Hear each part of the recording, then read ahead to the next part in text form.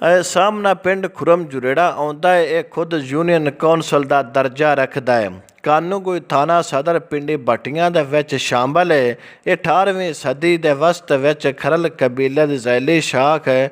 ਜੁਰੇੜੇ ਕੌਮ ਦੇ ਅਫਰਾਦ ਨੇ ਆਬਾਦ ਕੀਤਾ ਹੈ।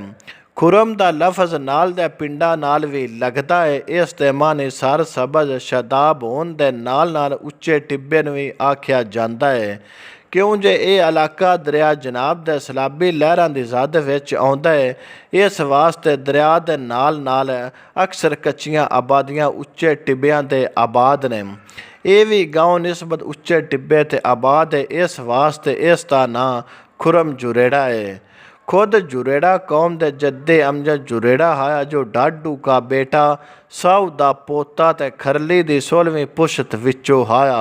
बाद विच जुरेड़ियां दे नाल होर भी कौमां दे अफराद आके आबाद होण लग पए, जिन्हां विच सप्रा भी शामिल आए, ਜਿਹੜੇ ਜ਼ਿਲ੍ਹੇ ਜੰਗ ਤੋਂ ਉੱਠ ਕੇ ਇੱਥੇ ਆ ਕੇ ਆਬਾਦ ਹੋਏ ਨੇ। ਹੁਣ ਜੁਰੇੜੇ ਮੁਰਾਦ, ਨੱਥੂ, ਬਾਬਲ, ਕਰਮ ਤੇ ਰਾਮਾ ਦੀਆਂ 5 ਪੱਤੀਆਂ ਵਿੱਚ ਵੰਡੇ ਹੋਏ ਨੇ। ਜੇ ਸਪਰਾ, ਰਾਮਾ, ਫਜ਼ਲਾ ਤੇ ਦੋਸਾ ਦੀਆਂ 3 ਪੱਤੀਆਂ ਵਿੱਚ ਵੰਡੇ ਹੋਏ ਨੇ।